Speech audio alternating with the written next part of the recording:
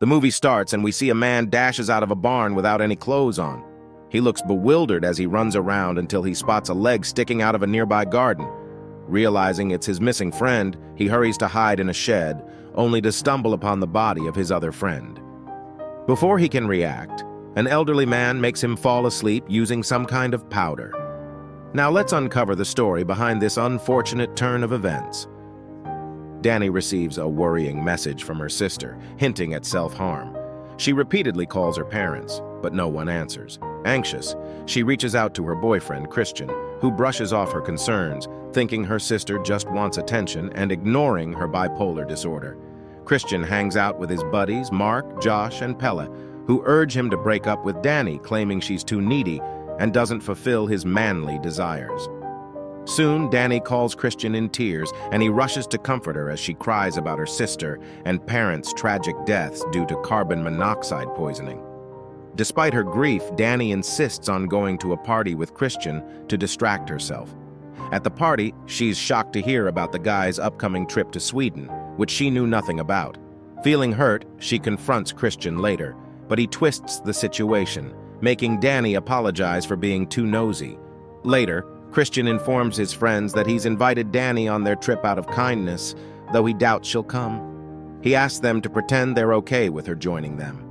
Danny arrives, but Josh and Mark avoid her. Pelle talks to her about their trip to Haga, his childhood village, where they'll experience a special Midsommar celebration that only happens every 90 years and lasts for 9 days. Josh plans to write his anthropology thesis on the festival, while the rest are in it for the experience. Pelle expresses condolences for Danny's loss, which triggers her anxiety, leading her to rush to the bathroom. Once in Sweden, they drive to Haga and meet Pelle's brother Ingemar in a picturesque field. Ingemar introduces his friends Simon and Connie from England, along with others who returned for the festival. Ingemar offers them magic mushrooms, but Danny hesitates, so he gives her magic tea instead. The group gets lost in the mushroom's effects, and Danny snaps out of it when Pelle mentions family, prompting her to go for a walk. While walking, Danny encounters people laughing at her, which overwhelms her, sending her running to an outhouse where she hallucinates about her sister. Terrified, she flees into the woods and experiences more hallucinations before passing out. In her dream, she sees her family before waking up 6 hours later. Upon reaching the village, they're welcomed by the Haga community, learning that the main festivities start the next day. Elder Siv welcomes them and wishes them a happy Midsommar as they raise their glasses. A disabled child paints in a corner, while Siv gives a torch to an elderly couple and performs a ritual. Meanwhile, a girl named Maya prepares in front of a mirror before joining the community dance. As they dance, Maya playfully nudges Christian, and soon he and Josh join in. Meanwhile, Danny and Pelle are alone, and he surprises her with a sketch as a birthday present. Danny thanks him, noting that Christian forgot her birthday. Ingemar and Pelle give them a tour, and Christian spots a triangular building, asking about it. Pelle explains it's a sacred temple off-limits to everyone. As they explore, they notice a caged bear and a tapestry telling a peculiar love story. Pelle then takes them to their sleeping area and reminds Christian about Danny's birthday. Later, Christian takes Danny aside and wishes her a happy birthday, blaming the confusion on daylight. The following day, they join a grand feast led by the elderly couple. Through a Haga woman, Danny learns about the community's practice of collectively raising newborns.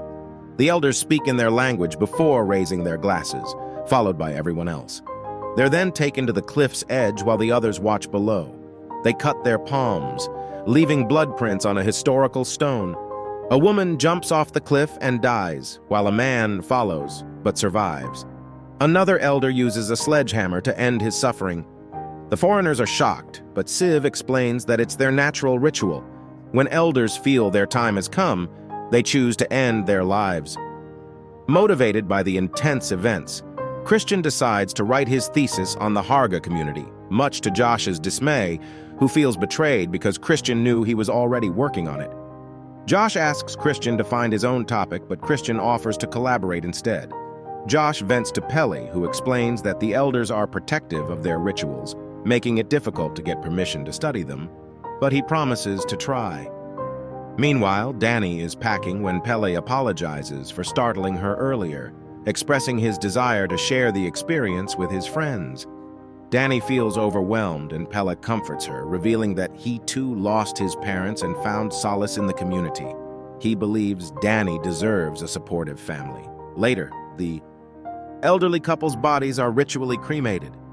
Christian finally remembers Danny and checks on her, but she's concerned by his lack of disturbance over what happened. Christian explains that he's trying to be respectful of different cultures. Having trouble sleeping, Danny asks Josh for sleeping pills. Later, Josh notices Maya placing something under Christian's bed and asks Pelle about it. Pelle reveals it's a love rune, indicating Maya's interest in Christian. He also informs them that they're allowed to write about the community with certain restrictions. Meanwhile, Mark gets scolded for disrespecting an ancestral tree, and Connie tells Danny that she and Simon are leaving. An elder informs Danny that Simon will meet her at the train station as he has already departed. Connie gets frustrated and leaves on her own because she can't make sense of things. Danny tries to tell Christian about Connie, but he's more focused on his thesis interviews. While preparing tarts, the women invite Danny to join them in the kitchen, where Maya is carefully crafting a special dessert. Josh talks to an elder about the sacred book he saw during the last ritual. The elder reveals that the drawings in the book are made by the disabled child, and the elders interpret them. These children, born from deliberate inbreeding, are considered the voice of God. When one dies, they engage in incest to produce another. During dinner, Danny asks if anyone has seen Connie, and a villager says he drove her to the station earlier.